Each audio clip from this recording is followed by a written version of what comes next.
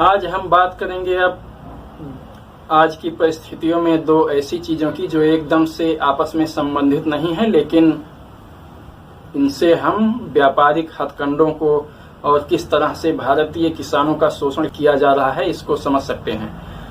मैं वर्तमान समय में चल रहे इन किसान कानूनों के बारे में बात नहीं करता हूं। मैंने इसका ड्राफ्ट नहीं पढ़ा है और मुझे मालूम नहीं है इसका क्या है, क्यों लोग विरोध कर रहे हैं यह तो नहीं मालूम है।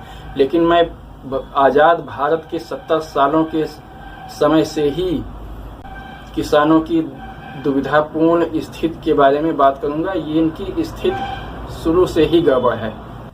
किसानों की स्थिति भारत की आजादी के समय से ही दुर्भाग्यपूर्ण है और उनके सुधार के लिए बहुत विशेष प्रयास नहीं किए गए या नहीं किए जाने दिए गए।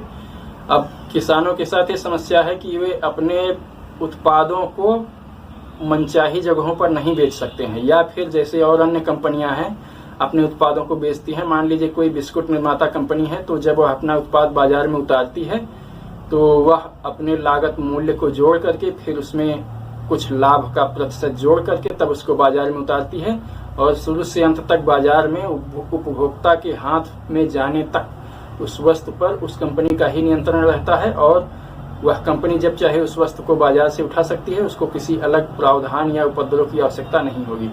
लेकिन किसानों के साथ ये समस्या है, किसान अपना अनाज बाजार में बेच देते हैं, उसके बाद उस पे से उनका स्वामित्व समाप्त हो जाता है और उन किसानों को ही उनका अनाज बहुत अधिक कीमत पर वापस उनको बेचा जाता है। जब तक किसानों के हाथ में होता है तब तक तो वो बहुत आराम से सस्ती दरों पर उनसे बाजार खरीद लेता है, लेकिन जैसे ही बाजार में जाते हैं तैसे ही उसके नियम कानून और मापदंड सब बदल जाते हैं और फिर वही चीज सोने के भाव बिकने लगती है उपभोक्ताओं को भी और फिर वापस किसानों को भी। उनकी आवश्यकता होने पर वो उनको बहुत महंगे में बिकेंगे।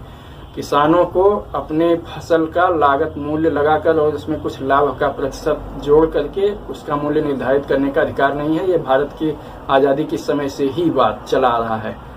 और दूसरी तरफ हम देखते हैं, मैं अभी समाचार में पढ़ रहा था कि ये फोन निर्माता कंपनी आईफोन जो बनाती है एप्पल, आजकल इसका आईफोन 12 लॉन्च हुआ है और आईफोन 12 प्रो मैक्स की कीमत करीब 1,20,000 के करीब की है।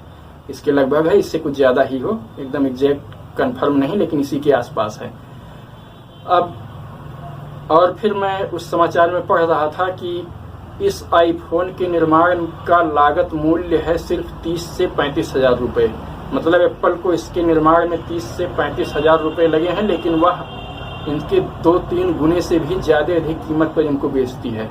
मैं हतप्रभ रह गया और मतलब ये तो एकदम से हद ही है। इसके लिए कोई नियम होना चाहिए कि कोई भी कंपनी अपना उत्पाद लागत मूल्य से एक विशेष सीमा से अधिक महंगे मूल्य पर नहीं बेच सकती है। यह तो एकदम से खुलेआम लूट है। इसको कह सकते हैं मतलब नियमबद्ध तरीके से लूटने की व्यवस्था करना।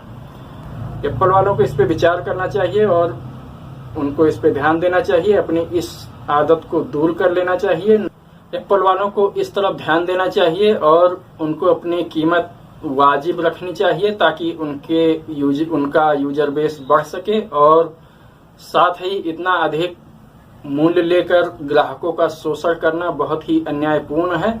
और अगर वो अपनी आदत नहीं सुधारते हैं तो ऐसे ही किसी जमाने में नोकिया की तूती बोलती थी, लेकिन आज वो काफी इस मोबाइल व्यवसाय में काफी पिछड़े हुए हो चुके हैं। जहां नोकिया एक बार भारतीय मार्केट में पूरी तरह से छाई हुई थी, लेकिन अपनी गलतियों और इसी तरह की अन्यायपूर्ण नीतियों के चलते आज हाशिए पर चली गई है। यही हाल कहीं एप्पल का भी ना हो। उन्हें इस पे ध्यान देना चाहिए और अपनी कीमत वाजिब रखनी चाहिए।